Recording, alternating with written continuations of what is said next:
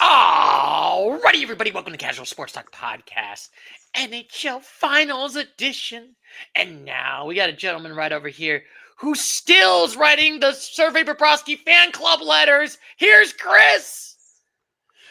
Honestly, sir, you've definitely asked me this question before or stated it, but if I was Bobrovsky, obviously that was a slight onto the Columbus Blue Jackets since the Blue Jackets had Bobrovsky, what was that, 4 or 5 years ago? So Bobrovsky is one of the greatest goaltenders of all time. Yeah, and the way he's playing tonight, because obviously I don't know, by the time this gets posted, we'll see if we have a new champion. Right now, the Panthers are up 2-0 in this halfway through the second period. They're up 3-2 in the series. But Bobrovsky's, like I always said, he might have found his home in Florida. So yeah, good job to Bobrovsky. I'm just saying, if he gets his jacket, it's not going to be Columbus. No. So his jacket. What do you mean by that? I mean, when they do the announcements and like, hey, this is my team and blah blah blah blah blah, it's gonna be Florida. You remember? I mean, I would hope so. I mean, he won last year. He won a Stanley Cup last year, right? Yeah. And yes, Stu. If SGA makes the Hall of Fame, are they going to put him in a Clippers jersey? Get out of here! Yeah, put him in the Clippers. Just like my greatest. Sorry, Stu. I need to bash on the Ohio State Buckeyes, even though I'm an Ohio State Buckeyes fan. Like, oh, Joe Burrow won with the LSU Tigers. Should be in an Ohio State jersey? No, because he was a backup. So, I mean, gentlemen, I have something sad to admit as well. Uh-oh. I feel a little bit bummed about Jameis Williams, the Lions receiver. I didn't realize he was on the Buckeyes. I thought he was just from Alabama, and I was like, oh, he was like behind Marvin Harrison, Olave, Wilson. Like he was like the sixth receiver on that team, and then he transferred to Alabama. But I didn't know he was at Ohio State. Yeah, I mean, he was on the Buckeyes, but I mean, he's doing work. Well, he will be doing work. He has done a little bit of work with the Lions. So, yeah, I was just bummed. I didn't realize he made a trip through Columbus. Honestly, on the lines of that, real quick, the Ohio State Buckeyes seems like they just know how to pump out wide receivers left and right. They're wide receiver university. I mean, yeah, I would love to see who has like the better receiving core, like college wise, over the last 5 years. Because that theoretically is Ohio State, the only one that maybe would be close with like that LSU team when you have Jefferson and Chase. Yeah, Jefferson, Chase. Anyway, but I mean, Ohio State though, I mean, they have like borderline all pro receivers that didn't even see the field. Like, you know, Jamison Williams is just sitting there at the bottom of the depth chart. They had Joe Burrow leave to go to that team. Like. Real quick, I know you want to say something towards Doug, but Egbuka, I don't know how to pronounce his name. Yeah. He got drafted by what team this year? So we'll see how he produces and see if Ohio State is truly the wide receiver production manufacturer of college. I mean, you guys easily are. I mean, there's more guys this year. You guys just got the number one wide receiver, I think, in high school again, like a five-star prospect that's coming in. Like, for sure, wide receiver you. Anyway, let's get back to the talking about the NHL. And now we got a gentleman right over here who always hates that there's minuses and not pluses in golf. Here's Douglas. Stu, I mean, I lost the bet, but it was one of my favorites we've done. Like that one, that was really fun to witness. It got me even more to the U.S. Open, and it was a special event too. It went down to the wire. Like literally down to the wire. Easily could have been a push. I mean, I even watched it, and I don't even like golf. Yeah. I don't assume I assume there's like not a major every weekend, but there's a golf tournament pretty much every weekend. And like that's because we had that bet from last week. For the U.S. Open it was just outside of Pittsburgh, Pennsylvania. That was crazy. That was amazing to watch on Sunday because like there's college baseball World Series going on right now.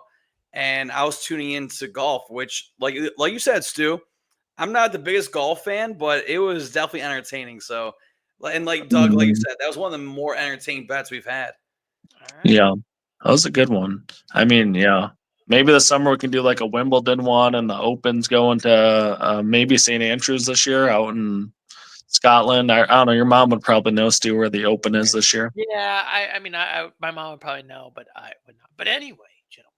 we got to talk about the most important things. This Stanley Cup Finals. We got 2 games. Well, we talked about it. Technically, 3 as of this recording right now. We will see if Florida can win this game and continue this, and this series is done. So, gentlemen, what was your thoughts on the final 2 games right now of the Stanley Cup? Real quick off the rip, didn't we mention last week? I don't really remember the podcast. Well, I remember the podcast from last week, but didn't we mention like how we would? Weren't we thinking that we would be writing the eulogy for Edmonton? Edmonton. Yeah, so we said we were going to be writing the eulogy not today, but after this game. True. Yeah. So like we mentioned that we'd be the game 6, which is going on right now. The eulogy would be coming shortly after. But I mean, it's lining up right now because Oilers are down 2-0 right now in game 6. They're down 3-2 in the series. So yeah, I'm sorry, Connor McDavid. It's not looking too good unless we could have a magical comeback here. Yeah, but by the time y'all listen to this, Mr. Kachuk could be holding the cup. Unreal. Oh my god. I mean, yeah. I mean, it's not a surprise at all. It's kind of been, I mean, not a little bit boring, but like it has been a tad boring because it just kind of everything we said about Florida seems to be true. I mean, Edmonton's good, but Florida, they're just at another level. Like they've just turned it on. Bobrovsky's been amazing. Like I've only had the game on 5 minutes. And I've seen 3 or 4 awesome saves. You know, like just McDavid, I'm going to keep calling him out until he does something. Like I saw him have some more chances and he just put it into the side of the net. Like it just kind of has gone exactly how you would expect. You know, Florida's the more complete team and McDavid isn't being the best player on the planet. Yeah, I mean, they did really well in game 4. I'll give them credit. That was a crazy game. Florida was up 3-0 at one point, and then they tied it. And then at one point, Edmonton was in the lead for 4-3, and then 19 seconds left. They score it. Well, I mean, it feels like Edmonton too is getting too cute. Like the Stuart Skinner guy got you to the Stanley Cup Finals. Why are you getting cute and putting in a different goalie, and then you get your ass kicked? You lost bad. So I get that Skinner might have been rocky, but like I hate the look of just go with your guys at that point, man. I mean, he might have had a couple of bad games, but like that's your goalie that got you to the finals. Why are we pulling him in a crucial game 5? Was that the first time that goalie played in the last game? So that was game 5. I mean, it was his first start, I believe. I think he might have played in relief here and there. Like Skinner got pulled in several games throughout the postseason, so like I think he had like game time, but I think that might have been his first start. Gotcha. I mean, yeah. Going back onto our theme of last week, the zeros are heroes. It seems like you said, Doug, Connor McDavid. I mean, he's still an amazing player. Don't get me wrong, but he's not really showing up here in the NHL Stanley Cup, so he might be from hero to zero. Mm-hmm. Well, I was just literally like looking on social media before this. Oh no. Okay, thank goodness. And they were saying about he is the 3rd fastest player to reach 150 playoff points like in his career. And then all the comments were all hate though, because it was Wayne Gretzky and maybe Mario Lemieux were the only 2 that were faster. And all everybody said was, well, at least they got cups. Like, you know, I don't give a crap how fast McDavid got there. Like the dude needs to win some rings. And, you know, Gretzky won his, Lemieux won his, but McDavid back-to-back finals, potentially 0 cups. I'll say they had a good chance there, man. Wow, but yeah. Sorry to interrupt. Sorry to go sideways there, but yeah, the Panthers. Edmonton's away, so Edmonton had a great opportunity right there just now. Wow. Yeah, they just can't seem to get it done, man. Just not a clutch. They just don't seem to have that. I will say McDavid did not score. He has not scored anything in this series, if I'm correct. He has not scored since game 6 of the Dallas series. On Saturday, he scored a goal, but sorry, yeah, he did score. That game was so out of hand because usually Connor McDavid, as we all know for NHL, a goal and assist, they're each worth 1 point. Usually Connor McDavid, I think the first 2 games he had 5 points in the first 2 games, and then he kind of just like drifted off. Well, but, he did have a goal in game 4, which was Saturday. No, game 5 was Saturday. but I think that it made the score 3-1. I was like, oh, a little bit too. I mean, and then Connor McDavid's goal was in the third period, so they call it too little, too late. Yeah. I mean, I don't know. It's kind of. I mean, it started off with like a fun beginning there. I mean, 3 of the first 4 games went to overtime. It was kind of fun. And I mean, obviously, game 4 was a lot of fun with the 3-goal comeback and kind of one of those classic games where it felt like, oh, maybe Edmonton will do something. And then Florida just comes out and knocks their socks off. And then they come out in game 6 and they are knocking their socks off. It's like Edmonton seems like they need like heroics. It feels very similar to the NBA Finals where it's like one team clearly seems to be the better team. And like while the underdog keeps making attempts, like in both series, the better team is clearly showing up. Like, the flukiness is wearing off, and the best team seems to be very close to winning the championship in both sports. Sir, do you have any thoughts on this right now? Oh, you're on mute, Stu. Let's go. Let's go. How about that? Does that sound better? Oh, you sound great, Stu, as always. Yeah. I'm just glad we can hear you, Stu. I'm just glad you're just going to mute myself. So anyway, I feel like that, Florida is just looking like this is a better team. I kind of felt like Florida was going to win the better series. It's kind of funny. Even your name, Tree, when he did his Stanley Cup Finals, he picked Edmonton. I was like, I disagree. I think the jinx is going to happen. There's a funny story where the jinx, for every time he picks a team, they go eliminated early. I think he picked. Do we? Sorry to interrupt you, Stu. Do we remember who we picked? I'm pretty sure I was confident with Edmonton. Who did you gentlemen pick? I think we all switched it to Florida though at the start of the series. Yeah. I think once we got to week 2, week 1, technically my finals was the Jets versus the Capitals, but I think. Well, yeah. I mean, and I remember. I'm pretty sure for the last 4 or 5 weeks, I always wanted Connor McDavid hoisting the Four Nations trophy, Connor McDavid hoisting Lord Stanley. But I don't think he'd be hosting Lord Stanley. Unless it's not looking good. Unless there's a magical period and 3 minutes to go. We'll see how she goes. Yeah. I mean, this might be bad, but for some reason, I feel too confident in Florida. I'm even if Edmonton came back and somehow won this game, I just feel like Florida would win a game 7. I don't care that's in Edmonton. Yeah. I don't have faith in the Oilers to win a clutch game against this Florida team. I mean, I will say, I think this is a much more if they do win this game, theoretically, I think this is a much more better Florida team than last year. I hate to say it. I mean, it's crazy because, I feel like Edmonton, they have the star power. They have Draisaitl, they have Connor McDavid. I know Florida has Tkachuk, they have Bobrovsky. But, man, I thought Edmonton would be able to pull it out. But apparently Florida definitely has a better team here moving forward. Mm-hmm. Yeah, and Florida just scores again. That's pretty much. Oh, you're ahead of me then. I was just about to mention Barkov because Barkov 3-0 Florida, game 6. Well, that Barkov guy too. I think he led their team in scoring and is kind of viewed as the best player on Florida. Wow, yeah, Barkov was a great player. And here he is, clutch game to kind of make this one feel like they just won the cup. That almost feels like they just might as well lift the Stanley Cup in that moment. Honestly, hey, I would love to see Florida win it, game 6 at home, hoist the Stanley Cup at home. I don't think they did. What the heck is Skinner doing there, bro? That is just bad goaltending, really. Standing up doesn't get. Let's see. Yeah, what? Yeah, what leaves the backside of the net wide open? Such a if catch that puck, hit it, let it go over the goal. Don't just weakly hit it off to your other side. Man, he should get an assist for that. It's terrible. It's terrible indeed. So, gentlemen, do you have any final thoughts on this game right now besides being mid?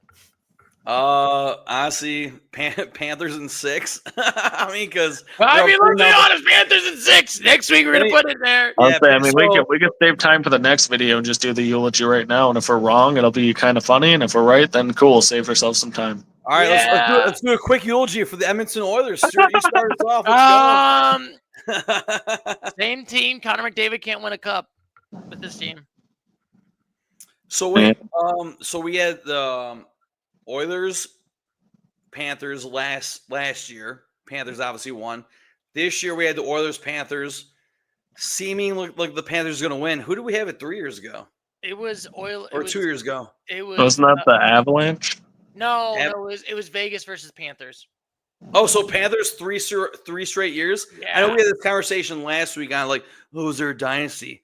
So, so Avalanche beat the Panthers 2 years ago? No. Vegas. Oh, Vegas. Yeah. Okay. The Panthers. It was. Oh God, was it the Stars versus? Yeah, Edmonton's getting feisty. They're like, here comes can't win on the ice. We're gonna have to win after the play. Yeah, throw the gloves down. All right, sorry, sir. What'd you look up to? Oh, okay, but anyway. Sir, what'd you look up? Who the winning or? Yeah. So those are the last 3 years. So Panthers have made it last 3 seasons. Yes. Who won who was in it?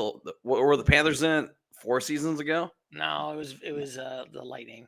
Oh, no, the Lightning's okay. I see. Yeah, that makes sense. Yeah, Lightning made it 3 years in a row afterwards. Gotcha. Yeah, so Panthers, assuming they'll win it today, 2 out of the last 3 years. Oof. I mean, 3 straight Cup Finals. I mean, might not be a true traditional dynasty, but it feels pretty freaking close. I mean, yeah, we'll see what happens next season because, man, if they can make it 4 straight Stanley Cup appearances and then win 3 out of the last 4 with 3 straight, though, wow, that'd be amazing. Well, honestly, I hope. I mean, I'm not rooting against Canada. I'm not rooting against the United States, but I would like to see the Edmonton Oilers, get back in it. Connor McDavid. I think I have a mild criteria in my personal opinion on what a dynasty would be. I think you have to win at least 3 championships, and I would give it over a 7-year period. I think 3 championships in 7 years, dynasty. It can be less than that. You can be competitive the whole time. But I think you at least have to have 3 actual finals trophies. And I mean, I think you can have some time between them, like some of these sports, I would consider some of those LA Kings where they won it every other year for 3, they won 3 cups in 6 years. I mean, that felt like a little mini dynasty to me. Mm-hmm. So 3 trophies or 3 appearances within 7 years? I think 3 championships. Okay, gotcha. And you have to win 3 over a 7-year period. So Panthers are not just yet fulfilled your dynasty qualifications. Yeah, so if they win this one, then they'd have 3 or 4 years to win another one. Oh, heck yeah. Love it. Yes, they always do win, indeed. So, Stuart, you asked us our final thoughts. What are your final thoughts on this amazing Stanley Cup so far? My God, Florida looks good. Matthew Tkachuk got 2 cups. Brad Marchand's gonna get a cup and a ring. Oh, that's right, Brad Marchand. Sorry, Stuart, interrupt you. And it looks like Bobrovsky's gonna have 2 rings now. He's already have 1 ring for his cups. He's gonna need another ring. Yeah, sir. I'm glad you brought up Brad Marchand because the Boston Bruins, they finished last in the Eastern Conference. I don't know if it was last in the entire NHL record-wise, but then this guy zooms up, gets straight to the Florida Panthers. I mean, hey, it worked out for him, and it looks like it's going to continue to work for him because, he should get a ring on his finger based on what's going on over here in Game 6. So good for Brad Marchand, the Rat. Yeah. Good for him, man. And I mean, I hate that guy so much, but I respect him. You have to hate the man, but like I said, you got to respect him. I mean, now that Tom Brady's retired. Sorry. I was just saying, after dudes retire, get later in their career, and I see more of their personality. Like Tom Brady's really fun to me now. I couldn't stand him, but now that he does more on YouTube and he's doing all of his commentator stuff, he's just evolved as a personality, and it's really fun to see. Did you guys assume about Tom Brady? Did you guys ever see Mr. Beast? You guys know who Mr. Beast is on YouTube. Yes. We all know Mr. Beast invited Tom Brady to throw an accuracy challenge against a high school football player. Yeah. It was popping a bunch of balloons, 10. One balloon was on a 10-yard line.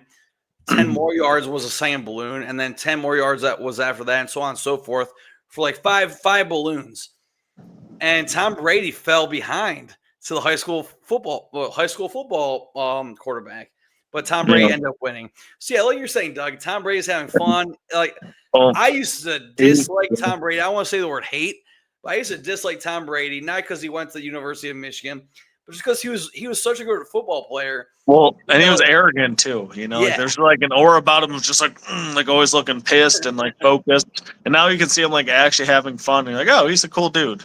Right. He was, Exactly. like he did a couple of fun collabs with Dude Perfect too, and he was like really funny. Like they had him as a receptionist, so like he like introduces them to like their new HQ and everything, and he's just in there. He's like, "Oh, hey," and like literally, and I was like, "Oh, heck yeah, dude!" Tom Brady like pulling out some jokes, and they did a flat football bit too. So like he like played into Deflategate, and like he's been having fun with it. He's having fun with it. I mean, I'll give him credit for that and that. But anyway. Hopefully one day we can talk about Dak Prescott like we do Tom Brady. Oh man, yeah. I hope I respect him one day. Yeah, right. Oh. Sorry, Stu. We had to rip on the Cowboys at some point. No, I got you, baby. How dare you? Stu, is that why you're doing Bachata so you can move more like Prescott and swing those hips? Is that what you're doing Bachata for? Yeah, I'll do my dance for Bachata. Do that. Swing my hips just like Dak is just going to be like that. Anyway. Yeah, here we go. Speaking of switching to different sports, with a good transition, we got the NBA Finals where we talk about the Thunder versus the Pacers, and it looks like OKC Thunder. One game looks like the Pacers had it, and one game looks like OKC has it, and it looks like OKC is in the lead. I mean, and Halliburton strained his calf too, so I mean, it's pretty much game over for the Pacers. Like unless somehow his strain is nothing and they play a lot better. But I mean, game 4 was the game for the Pacers. Like if they won game 4, like they would be the champs, and like they were leading in the fourth quarter in that game. But SGA has been doing MVP stuff out there, man. Yeah, did we talk? I mean, obviously we had no bets on this. If they were just friendly bets, like haha. So yeah, I mean, Indiana was up 1-0, the amazing comeback in game 1, and then game 2. It's like, I mean, I feel like this series might still be more entertaining than the NHL Stanley Cup, but based on what Doug was saying, Halliburton, he's injured. Was it a hamstring strain or whatever's going on? Oh man.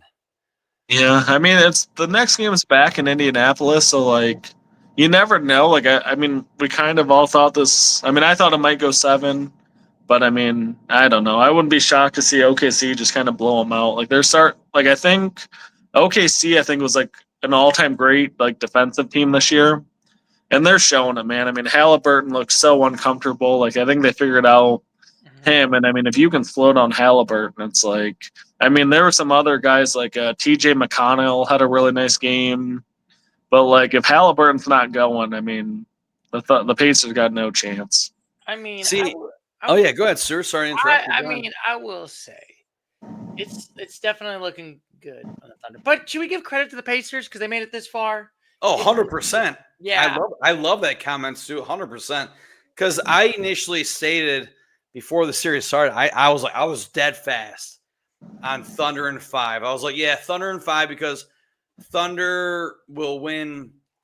Pacers will win one game at home, but Thunder's got them. So, yeah, props out. Thank you, Stu, for saying that. Props out to the Pacers forcing a game 6. Hopefully force a game 7. But, yeah, props out to the Pacers. Absolutely. And fun fact for you guys, this is the first time the Pacers this playoffs that they are facing an elimination game.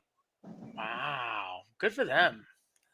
Yeah, they've been great. I mean, I wouldn't be shocked to see them take one at home, but because I mean they were kind of competitive in this last game too. I mean they got it to 2 points I think in the late third, early fourth quarter, and it looked like they were going to do it again. And then the Thunder kept having an answer, and I think they won on like a 9 or an 11-0 run.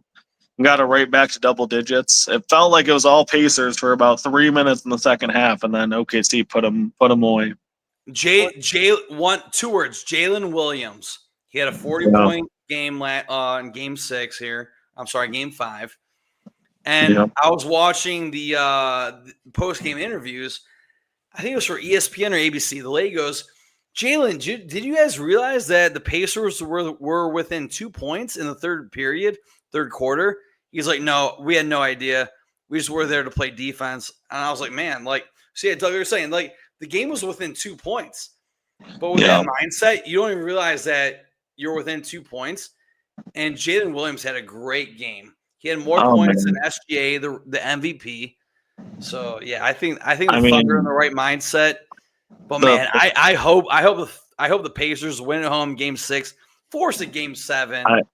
I have a hot take. I think the Thunder are more likely to be considered a dynasty in 5 years than the Panthers. Wow. I think this Thunder team, man, like they are special. Like and they still have so many first round picks. Like they can make themselves even better. I mean, they have an amazing duo. Chet Holmgren's amazing. They start 2 7-footers. Like they have a ton of depth, and they're just Holmgren, yeah, 2 7-footers. I mean, like literally 2 7-footers. The MVP, tons of draft picks still from the Paul George trade. It's like they won 68 games this year. We're clearly the best team, and only should be as good, if not better, for the years to come. Because SGA is only like 25. Jalen Williams is only drafted 3 years ago, I think. Like Holmgren was only drafted like 2 years ago. I mean, all their players are like not even fully in their prime yet, and they're already elite. So, Doug, your definition of a dynasty is 3 championships within a decade, within 10 years, right? Yeah, we can say that. That's fair. So, Stu, would you agree with that? A dynasty is 3 championships, 3 rings, 3 titles within 10 years? Yes, or at least in let's just say in the 2020s.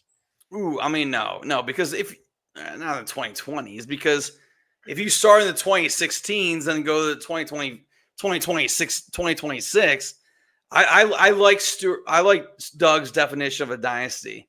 All right, so that means that's maybe fair, but I don't think because sorry, sir, to interrupt you, because based off Doug's definition, I love that, is 3 championships within 10 years.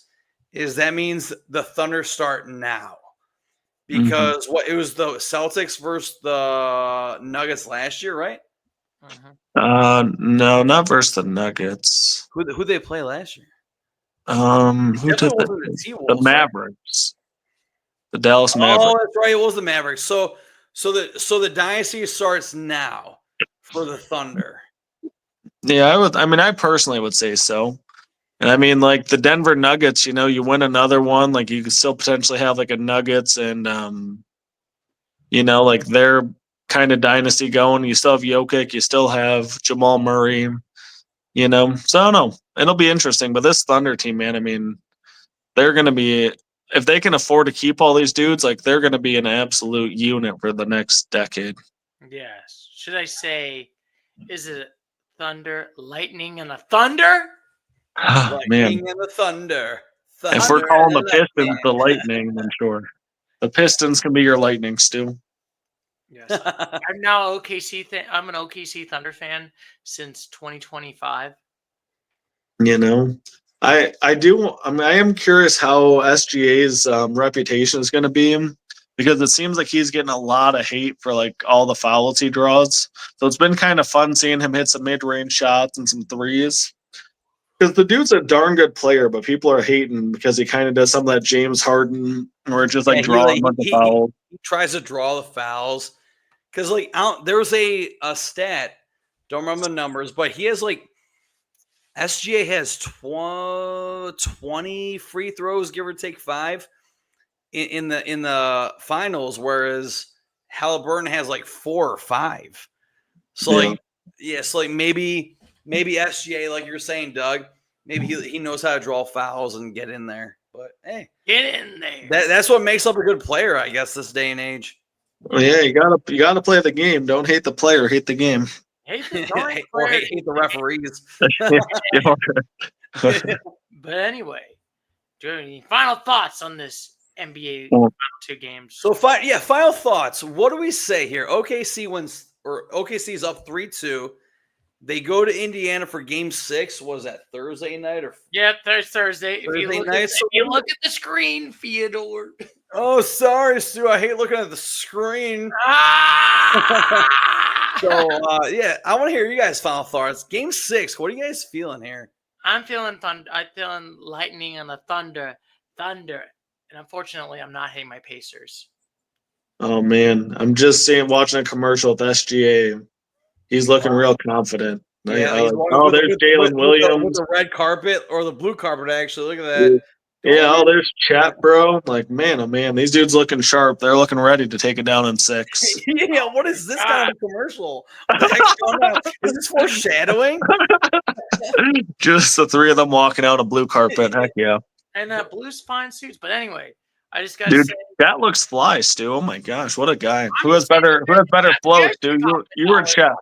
You guys should be popping the collars. I'm just saying. You know, man, I mean. Chet Holmgren or Stuart Jasper? Yeah, that's a good question. I don't know, Stu. If you were 7'1", it'd be an interesting convo for sure. Oh my god! I feel like if Drew was 7'1", I don't know if he would be friends with us because he'd be in the NBA. But no, I probably wouldn't be. I'm not that good. Yeah, I don't think Stu could have ever made the NBA with no disrespect. I had no good coordination. Anyway, I think you would have been a tennis pro, Stu, at 7'1". You would have been a professional volleyball as a 7-footer. Yeah, I just like stand up here, just like bam, bam. But anyway, gentlemen, that's pretty much it for the NBAs. Oh, nice. Did we do an official golf recap on our bet? Yeah, real quick. Let's go on the golf. Talk about the golf bet. U.S. Open. Here we go. That is probably the most important part, which is the golf bet. And sorry, Douglas, that you thought it was going to be a tough golf bet that you were going to win this one. Dude, that was one of the best lines. It was definitely tough. It was definitely tough. That was the best line that we ever could have written with how it ended. That line was perfect. At one point, it was like pluses, like, oh shit, oh snaz. Well, because Doug texted our group. It was like, there's like 4 guys -4. And I remember texting the group on Thursday. I was like, oh, maybe we should have done -2.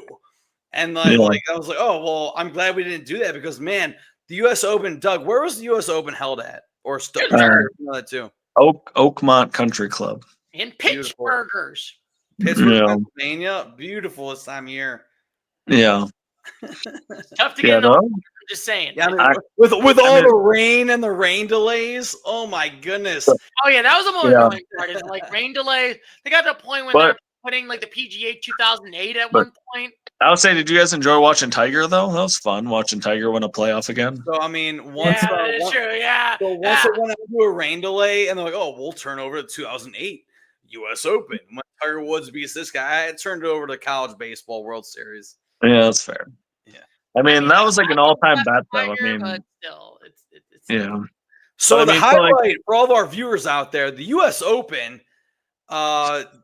Stuart and I picked that there would be a finisher that finishes under par, whereas Doug picked that the winner would finish over par, and the winner sunk a 64-foot putt to finish -1 on the 18th hole on Sunday afternoon.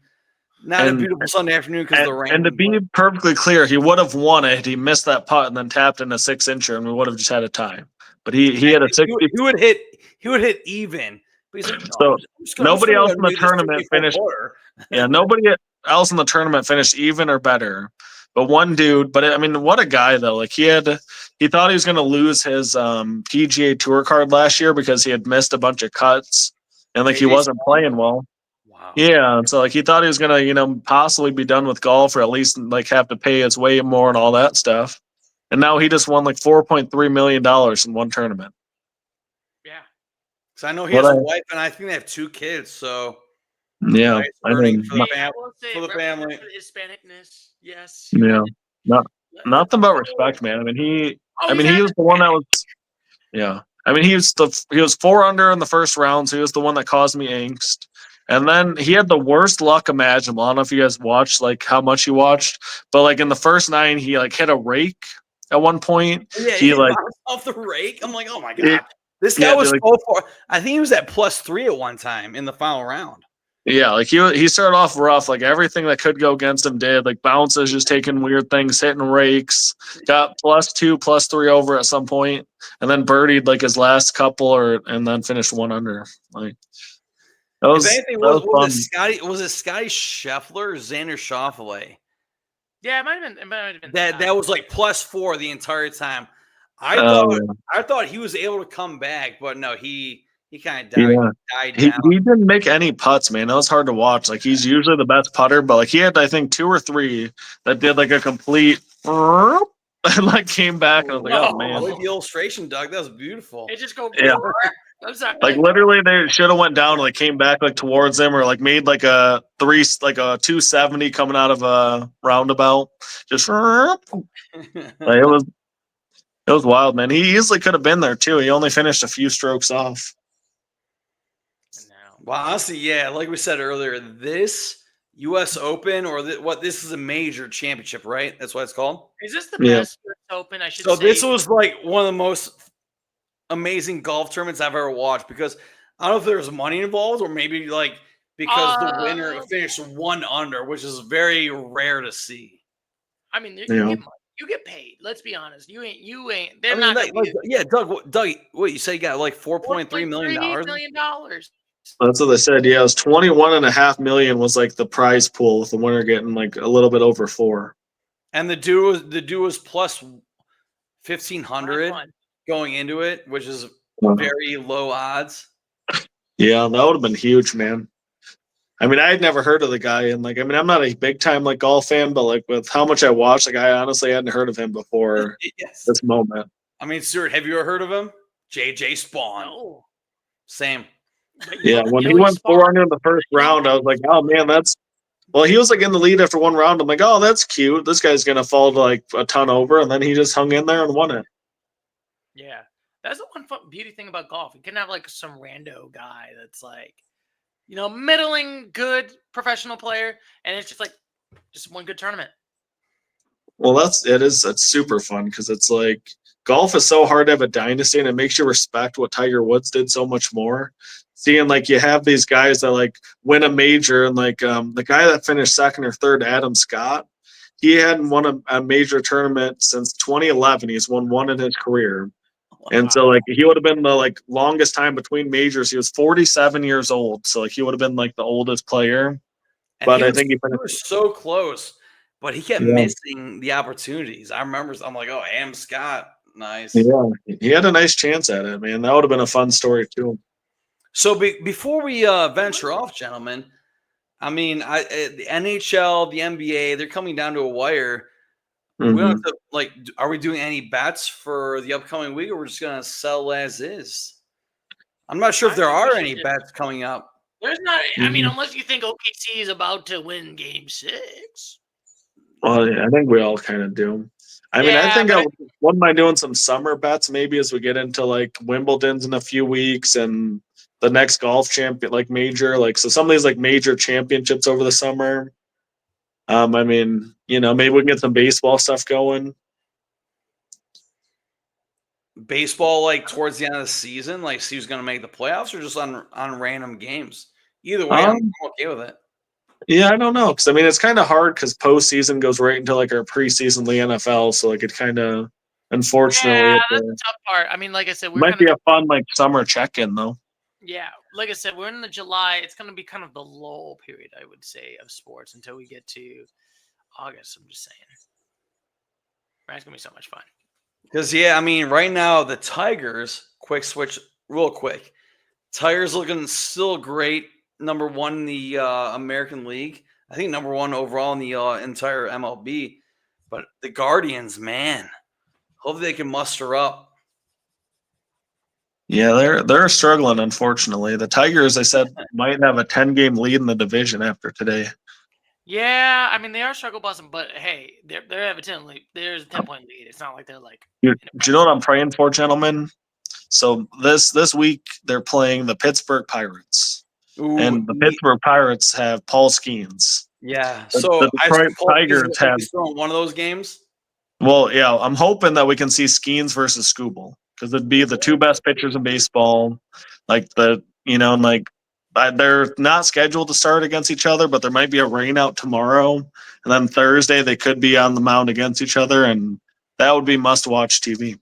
Yes, indeed. Absolutely. Do you have any final thoughts? Anything I should say before we send out talk about? I mean, let's go Oilers, but it's not looking good. It's going into the third period, so I guess let's go Panthers. But let's go Pacers, even though that's not looking too promising. Yeah, so I think it's going to be. So it's looking at the Panthers and the Thunder. It looks like Panthers the Pacers and the Thunder and the Thunder. Yeah, it looks like the Pacers and the Oilers. Unfortunately, we're gonna have our eulogy next week. I'm just saying. Hey, yeah. Hate to say it. You have any thoughts, Douglas? No, I mean, unfortunately, I think that both these seasons are going to end with a little bit of a dud. Yeah. But Bobrovsky is just looking like he's on it. Like, it's only 2 minutes on the pier, and he's had a couple of nice saves already. And it's like, Edmonton's not scoring 3 goals here. They're not doing that. They ain't scoring 3 goals, indeed. But anyway, next week, we'll probably talk about the finals. This game, it'll probably be a quick podcast. By then, we'll talk about the eulogies for the teams because there's no way both series, NBA and NHL, are going to continue by next week. So, we'll talk about the eulogies. And then maybe we'll see when we get to July. Maybe we'll talk about baseball. Maybe we'll talk about other sports, random things. We'll see how it goes. And as always, gentlemen, I'll catch you later, Mr. Gator. So as always, take care. Bye-bye.